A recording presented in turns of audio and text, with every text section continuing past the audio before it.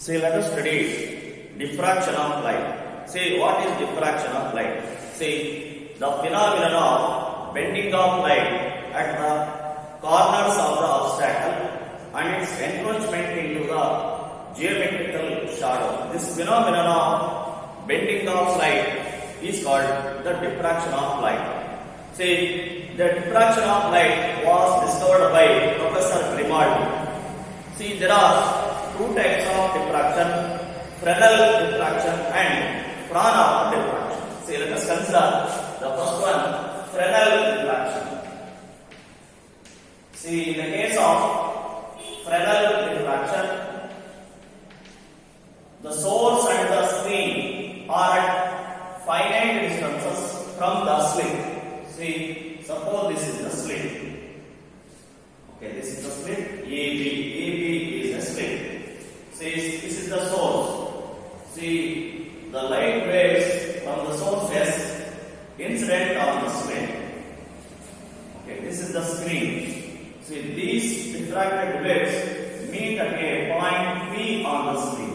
See, these are the diffracted waves. See, these are the diffracted waves meet at a point P on the screen. So, this is the source test, light source test, sending the waves, and after diffraction, these waves meet at a point P on the screen. See, these are the direct waves reach at a point Q on the screen. See, this is screen, this is screen, this is slit. See here, in the case of Fresnel diffraction, the source, the light source and the screen are at finite distance from the slit. This is slit A. Okay. See, in the case of the Fresnel diffraction, the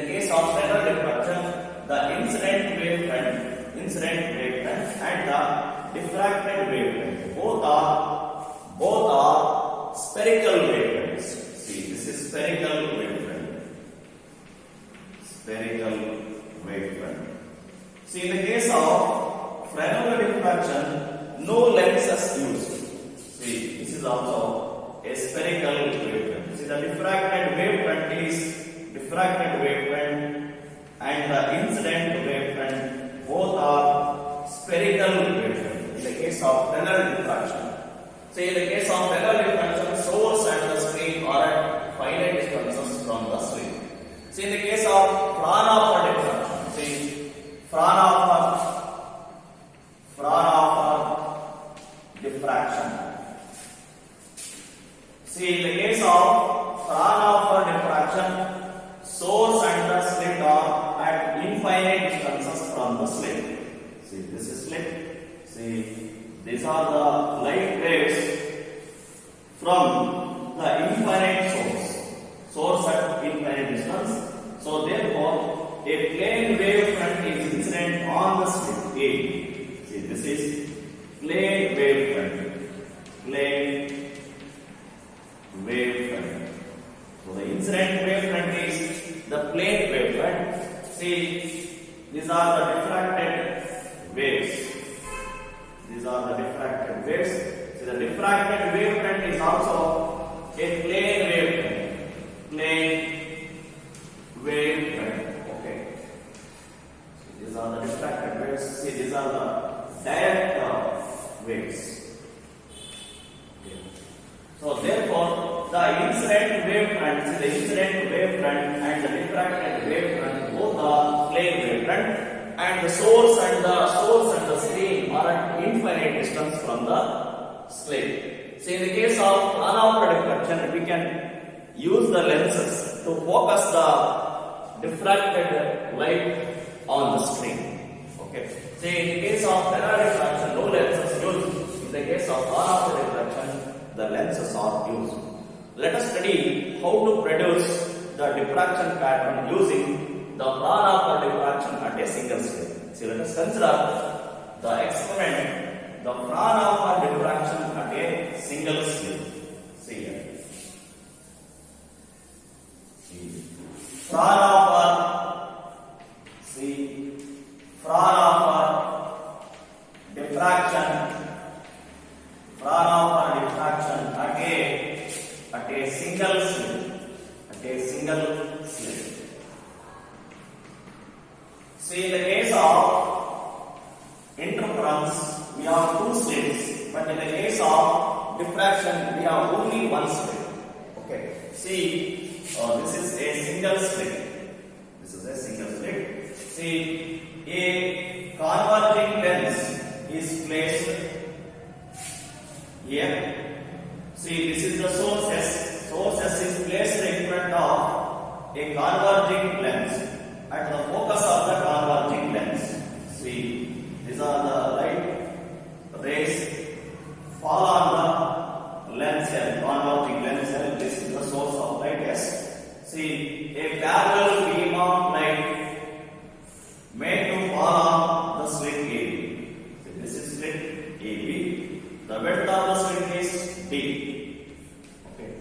Then after diffraction, these waves can be focused using the lens L. See, the light rays, diffracted light rays, fall on the lens L2, and these diffracted rays are made to focus on the screen using the lens L. Consider this is point Q. See, these are the diffracted waves. See, this is a point P at which all the diffracted waves meet at this point. So, this is the diffraction pattern. See, an alternate bright and dark fringes are formed due to the diffraction at the single slit. See. Okay. See. This is screen. This is screen. This is screen. This is slit. Single slit. AB of width D. See, this is the path difference between the waves reaching the point P on the screen. So this is the small d, this is angle theta. See, this is the delta x. Delta x is the path difference between the waves reaching the point P on the screen. See, the point P may be bright fringe or it may be dark fringe. It may be secondary minima or secondary maxima. It depends on the path difference between the waves reaching the point P. See, it can be shown that for secondary minima, see here, define sin theta here. See, consider this is point N. Define sin theta in the triangle ABN. Sin theta equal to delta x by d. See, sin theta equal to delta x divided by d, or delta x equal to d sin theta. Okay. See, if delta x equal to n lambda, we obtain the condition for secondary minimum. See, it can be shown that the condition for various secondary minima is d sin theta equal to n lambda, where n is equal to 1, 2, 3, etc. Similarly, it can be shown that the condition for various secondary maxima. See, condition for various secondary maxima is d sin theta equal to 2n plus 1 into lambda by 2, where n is equal to 1, 2, 3, etc. Okay. So these are the conditions for secondary maxima and secondary minima.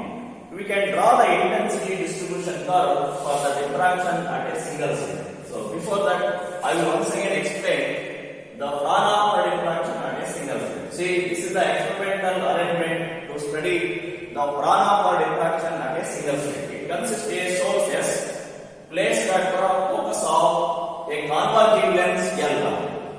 A parallel beam of light is made to fall on the slit AB. When the light, a parallel beam of light incident on the slit AB, the light undergoes diffraction. See, the diffracted light is focused at a point P on the screen using the converging lens L2. Okay. See, now, see, delta x is the path difference between the waves reaching the point P on the screen. See, point P may be bright fringe or it may be dark fringe. It depends on the path difference between the waves reaching the point P on the screen. Okay, if delta x is equal to n lambda, then it is the condition for various secondary minima. That is for dark fringe. For dark fringe, d sin theta equal to n lambda. And for bright fringe, see maxima, for various secondary maxima, d sin theta equal to 2n plus 1 into lambda by 2, where n equal to 1, 2, 3, 4, etc. See, we can draw the intensity distribution curve for the diffraction at a single slit. See, suppose this is the intensity versus the path difference delta x. See, the delta x, this is path difference, delta x, this is origin. See the intensity distribution curve for the diffraction at a single slit. See, as we go away from the center, the intensity of bright fringes goes on decreasing. See, this is 0, this is lambda, this is 2 lambda, this is 3 lambda, this is minus lambda, minus 2 lambda, minus 3 lambda, etc. See, this is the central bright fringe. It is called the central maxima. This is called central maxima. See, this is the first dark fringe formed on either side of central maxima. See, this is the first dark fringe formed on either side of the central maxima. This one. These are the two dark fringes formed on either side of central maxima. This is called first secondary minima. This is first secondary minima. Similarly, this is second secondary minima. This is third secondary minima, etc. Here, this is first secondary minima, second secondary minima, third secondary minima. See, as we go away from the central bright fringe, on either side of the central bright fringe, the intensity of bright fringe goes on decreasing, and finally the intensity becomes 0. Okay, so in the case of diffraction at a single slit, the central fringe has the maximum intensity, and as we go away from the central maxima, the secondary minima and the secondary maxima, the intensity of secondary maxima goes on decreasing. Okay, this is about the diffraction at a single slit, the plana for diffraction at a single slit. Okay, so let us study the width of the central maxima. So, what is the width of the central maxima? Let us calculate the width of the central maxima. See, let us consider this is a single slit experiment. See, this is the single slit. See, this is the single slit. See, this is the width of the central maxima. This is the width of central maxima. Let us consider this is point Q. This is point P. Okay, this is the angle theta, and this is the small d, distance between the slit AB. This is capital D, distance between the slit and the screen. This is screen. Okay. So now define theta. See, sin theta equal to what? Sin theta equal to x by opposite divided by the hypotenuse is equal to capital D, which is equal to capital D. So therefore, sin theta is equal to x by d. Similarly, we know that sin theta, d sin theta equal to, we know that d sin theta equal to n lambda. See, we are n order of diffraction, just consider n equal to 1. So then sin theta equal to lambda by, see, call this equation number 1, this is equation number 2. So now, see, from equations 1 and 2, x by d is equal to lambda by d, or x equal to lambda into capital D by small d. See, this is x and this is x. See, p, q, r. So qr is equal to x, pq is equal to x, x plus x equal to 2x. So therefore, the width of central maxima is 2x equal to 2 lambda capital D by small d. So therefore, the width of central maxima is equal to 2 lambda capital D by small d. Okay. Right now, let us study the limit of resolution of an optical instrument. What is the limit of resolution of an optical instrument? See, the limit of resolution of an optical instrument. See, the limit of resolution means it is the minimum distance between the two closely lying point objects. This minimum distance at which the two closely lying objects can be seen separately using an optical instrument. This minimum distance between two closely lying point objects is called the limit of resolution of an optical instrument. So the limit of resolution of an optical instrument. See, the limit of resolution of an optical instrument. See, in the case of microscope, the limit of resolution of microscope. See, the limit of resolution of a microscope is given by delta x is equal to lambda by 2n sin theta. See, suppose this is the microscope. Objective of the microscope. This is the objective of the microscope. Okay. See, this is the object. This is the object. This is the limit of resolution. It is the minimum distance between the two closely lying point objects at which the optical instrument, using an optical instrument, you can see the two closely lying objects separately. So this distance at which the two closely lying objects can be seen separately is called the limit of resolution of an optical instrument. See, the limit of resolution of a microscope is given by delta x equal to lambda by 2n sin theta, where lambda is the wavelength of light used.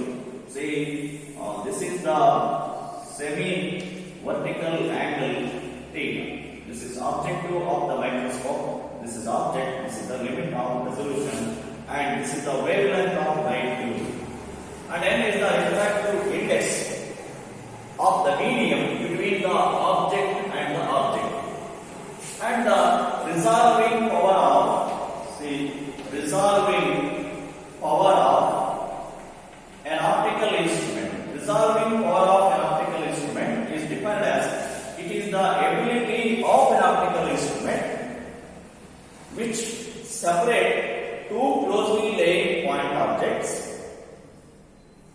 using an optical instrument. See, resolving power, it is the ability of an optical instrument to just resolve two closely lying objects so that they can be seen clearly using the optical instrument.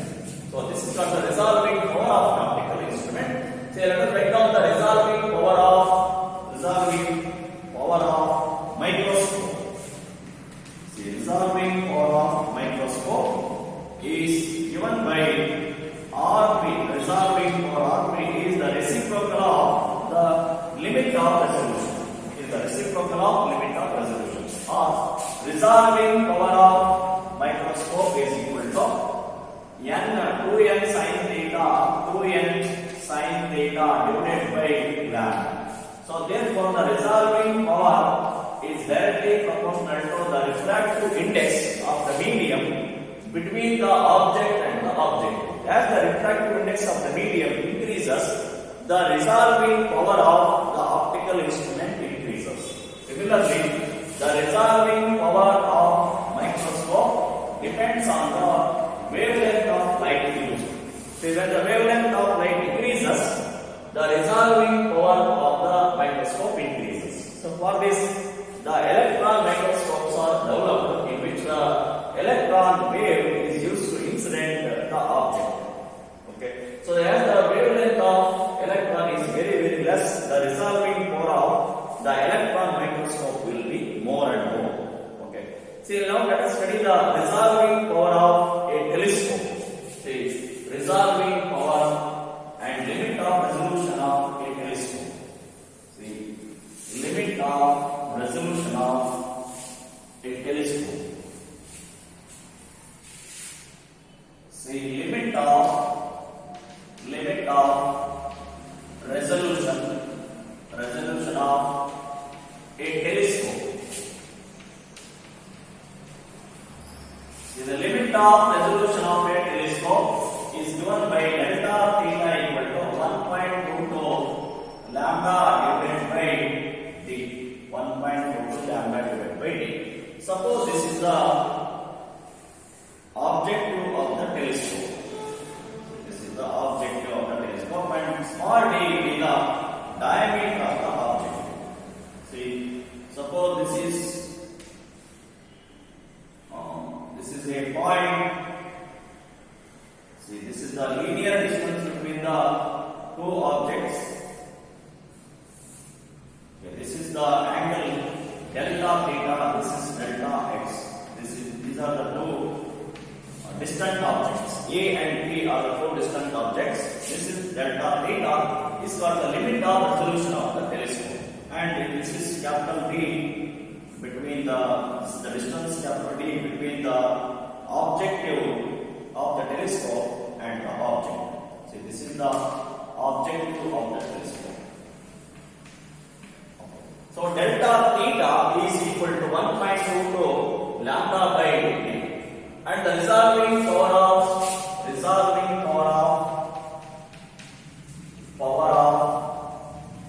telescope. The resolving power of telescope is given by the equation RP equal to, it is the reciprocal of the limit of resolution. RP is equal to d by 1.22 lambda. So this is the expression for the resolving power of the telescope. And the delta is the linear distance between the two distant objects A and B is given by the delta x is equal to d into capital D divided by 1.22 lambda. So this is the resolving power of a telescope. See, the resolving power of a telescope depends on the diameter of the object. As the diameter of the object increases, see, the resolving power proportional to the diameter of the object. As the diameter of the object increases, the resolving power increases, and the resolving power of telescope depends on the wavelength of light used. As the wavelength of light used decreases, the resolving power of the telescope increases. Okay. So this is about the resolving power of microscope and resolving power of telescope. See, now what is the difference between interference and diffraction? Let us study the difference between interference and diffraction.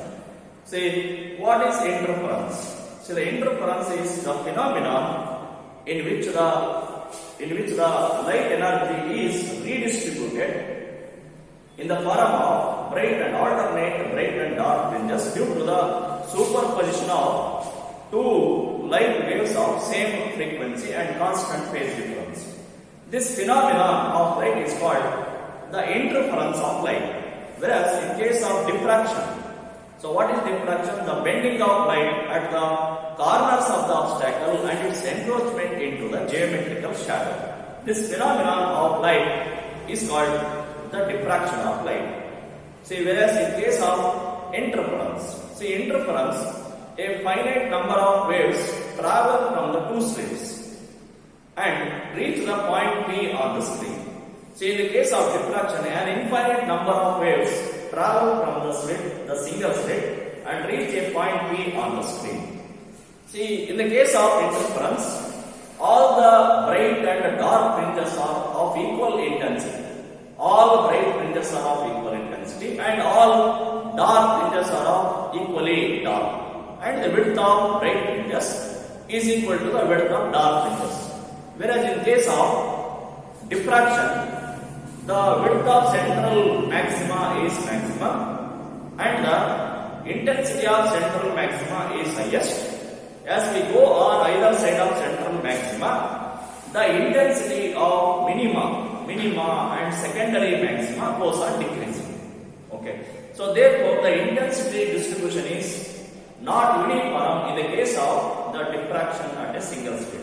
Whereas in the case of interference, the intensity of all bright and dark fringes are of equal intensity.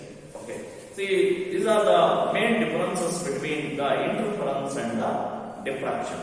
Okay. See, now let us study the polarization of light. What is polarization of light? See, what is polarization of light? See, we know that the ordinary light. What is ordinary light?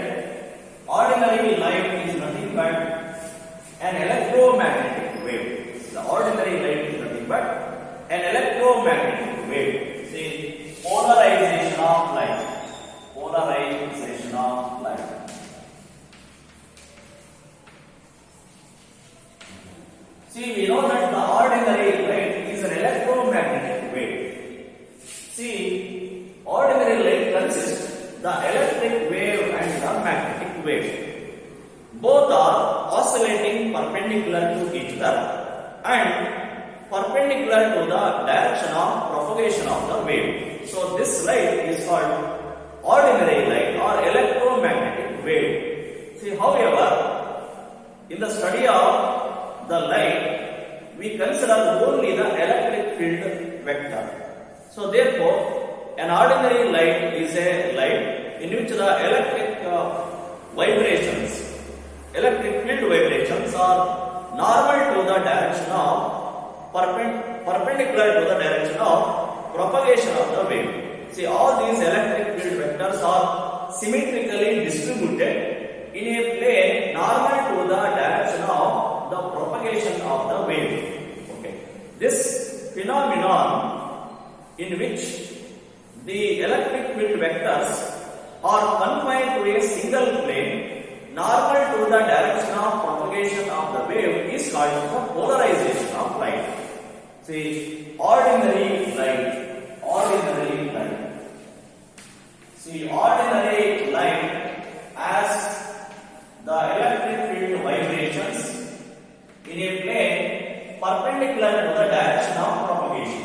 See, suppose this is a source which emits the light, ordinary light. See, these are the vibrations of electric field vector in a plane normal to the direction of propagation of the wave. See, this is source of light. So this is x-axis. This is the plane which is perpendicular to the direction of propagation of the wave. This is the direction of propagation of the wave. See, in the case of the ordinary wave, the vibrations of electric field vectors are symmetrically distributed in a plane normal to the direction of propagation of the wave. So So this type of light is called the ordinary light. What is plane polarized light? See, plane polarized light.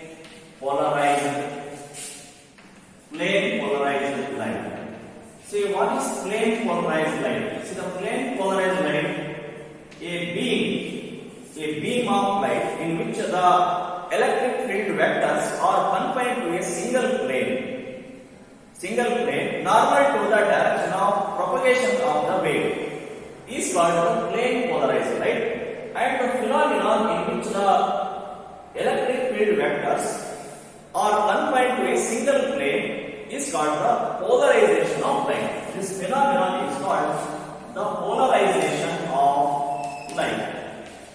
See, when the light gets polarized, there are two vibrations. One is the vibrations which are perpendicular to the plane of the ball. See, this is direction of propagation. These are the vibrations which are perpendicular to the plane of the ball. See, the vibrations perpendicular to plane of ball. So this is plane polarized light. This is plane polarized light. This is the direction of propagation of the light. See, you can draw these vibrations like this. See, this is x-axis, this is y-axis, this is z-axis. See, the vibrations are confined to a single plane. See, this is YZ plane. See, these are the vibrations confined to YZ plane. So, the vibrations perpendicular to the plane of ball. Similarly, we can draw the plane polarized light in which the vibrations are parallel to the plane of the ball. See, vibrations parallel to the plane of the ball. See, these are the vibrations parallel to the plane of the ball. The vibrations parallel to the plane of ball. This is the direction of propagation of the wave. See, we can draw like this the parallel vibrations using a coordinate axis x, y, z. See, these are the parallel vibrations. Vibrations in the xy plane.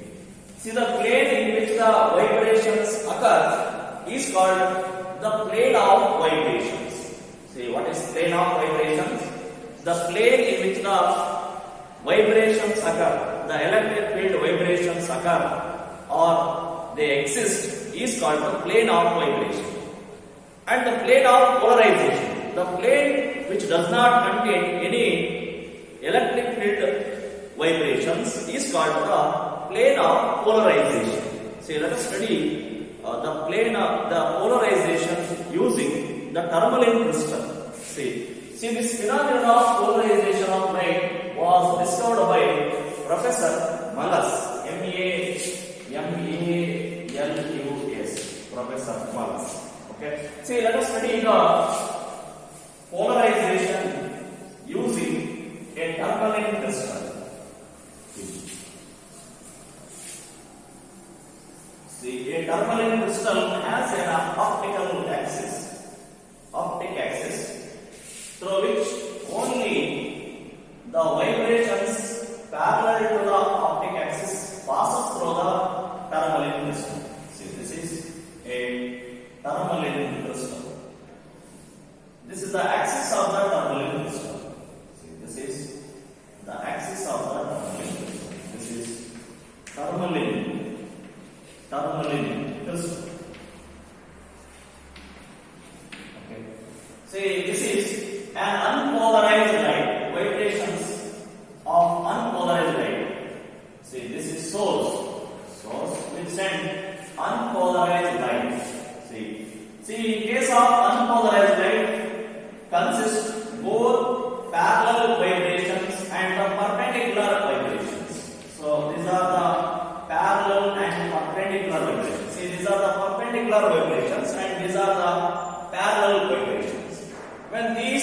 perpendicular and parallel vibrations passes through the terminal crystal.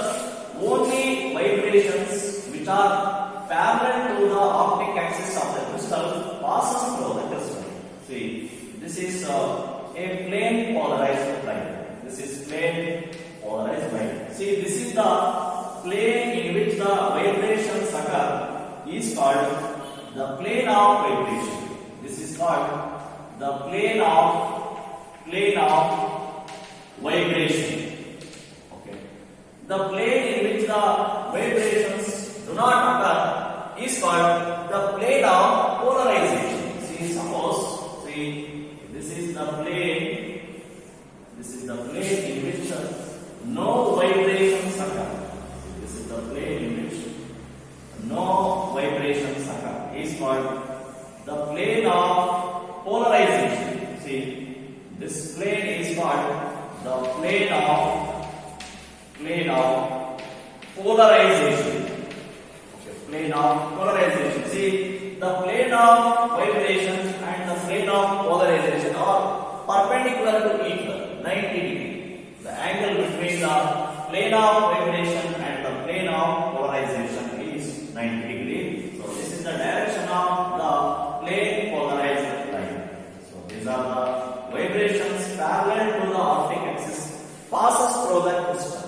So like this we can produce the plane polarized light using a tourmaline system. Okay. See, a device which is used to produce plane polarized light is called polarizer. See, this is a polarizer. What is polarizer? A device which is used to produce plane polarized light is called polarizer. A device which is used to analyze the plane polarized light is called analyzer. See, the analyzer. Okay. See, now let us consider one polarizer and one analyzer. See here.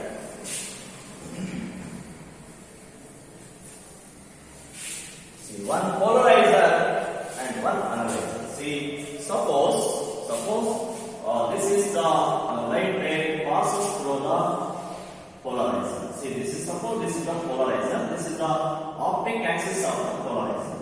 Okay, this is polarizer. And suppose this is the analyzer. Say, analyzer is used to analyze the polarized light. So therefore it is called the analyzer. See, I will draw like this. See, this is the analyzer. Okay, analyzer. This is the optic axis of the analyzer. See, this is the axis of the polarizer. So this is the angle theta, is the angle between the analyzer and the polarizer. Optic axis of analyzer and polarizer. Okay. This is the polarized light. Okay. So let I naught be the intensity of light passes through the polarizer. Okay. After polarization, I naught be the intensity of polarized light. Let I be the intensity of light emerges through the analyzer. Okay. So then, according to Malus law, see what says Malus law here. See, Malus law. According to Malus law, the intensity of light emerges through the analyzer is directly proportional to cos square theta. That is, theta is the angle between the analyzer and the polarizer. Okay, then it can be written as I equal to I naught cos square theta, where I naught is the intensity of polarized light emerges out of the polarizer. Okay, where I is the intensity of light which is polarized light emerges out of the analyzer. So therefore, according to Malas law, the intensity of the light emerges out of the analyzer is equal to I naught into cos square theta. This law is called the Malas law. See, we can produce the plane polarized light using reflection and using scattering. So let us study the methods of producing plane polarized light. So let us study the methods of producing plane polarized light. See, the methods of producing. See, methods of producing plane polarized light. See, the first method is producing the plane polarized light by reflection. See, let us consider a transparent medium. See, this is a transparent medium. Okay. So, when a ordinary light ray falls on this transparent medium, see, usually when a light ray falls on a medium, part of light gets reflected back to the same medium and the part of light transmitted through the medium undergoes reflection. Okay, similarly here also, when a ordinary light ray falls on the transparent medium, part of light gets reflected and part of light gets reflected. See, this is refracted ray, this is reflected ray. Okay. This is the angle of incidence. See, it is found that as the angle of incidence increases, the degree of the polarization of the reflected ray also increases. So therefore, the degree of polarization of reflected light depends on the angle of incidence. As the angle of incidence gradually increases, the degree of polarization of the reflected light also increases. See, for a particular angle of incidence, theta p, the reflected ray is completely polarized. See, this is reflected ray which is completely polarized and it contains the vibrations perpendicular to the plane of the bone.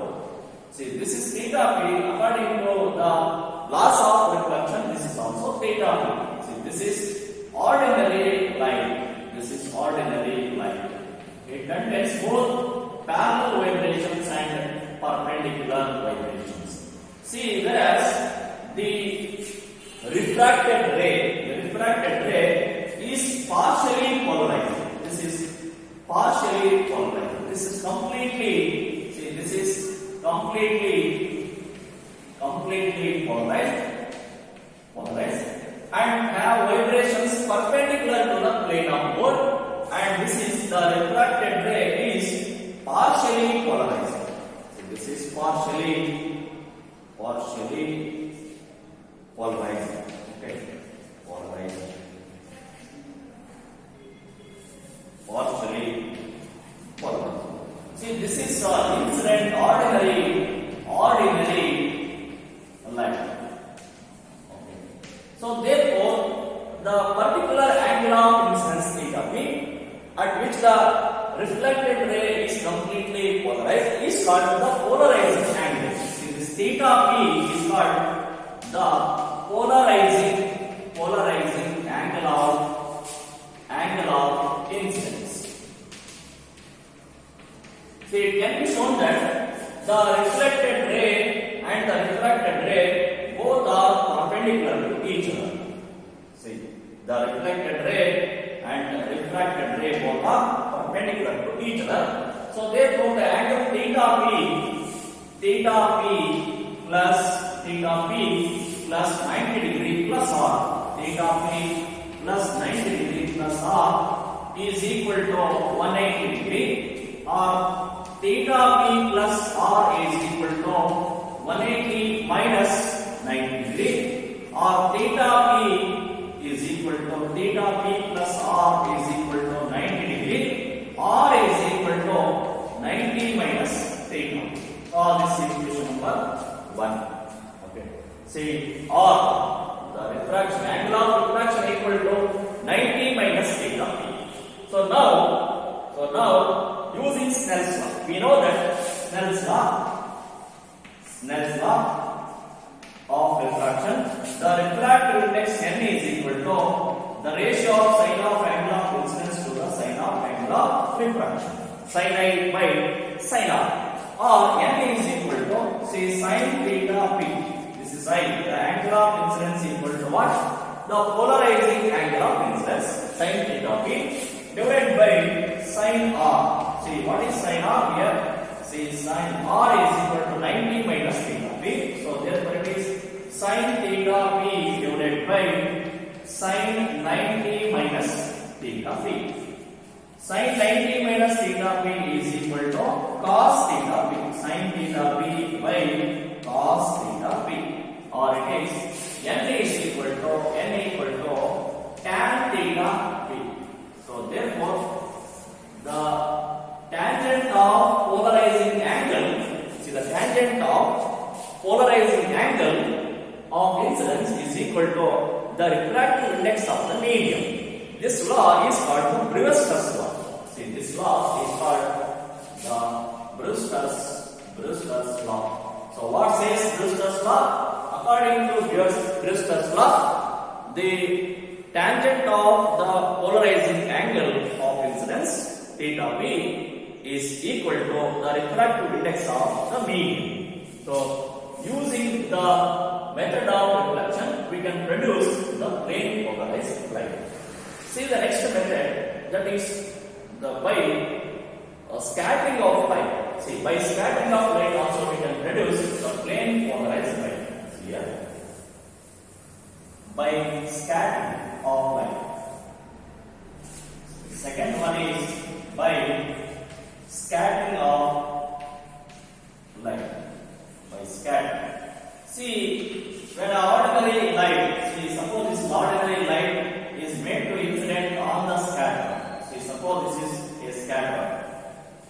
See, suppose this is a scatter. Scatterer means it may be a dust particle or molecules of air, etc. Okay. See, this is scatter. This is a source which emits the ordinary light in all directions. Ordinary light in all directions. See, when this ordinary light falls on the scatter, the light is scattered in a direction perpendicular to the direction of propagation.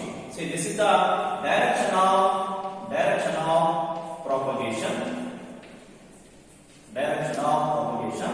See, this is y-axis, this is z-axis. See here, the vibrations which are parallel to z-axis are produced. See, these are the vibrations. See, vibrations parallel to z-axis are produced. See here, the vibrations parallel to y-axis are produced. See here, see no dots here. See, only the vibrations which are parallel to z-axis are produced. Here the vibrations, see, vibrations parallel to y-axis are produced. See, this is also the plane polarized light, and this is also the plane polarized light. See, these vibrations which are parallel to y-axis, and these vibrations which are parallel to z-axis. So, like this, we can produce the plane polarized light using the scattering of light also. Okay. So, this is about the polarization of light.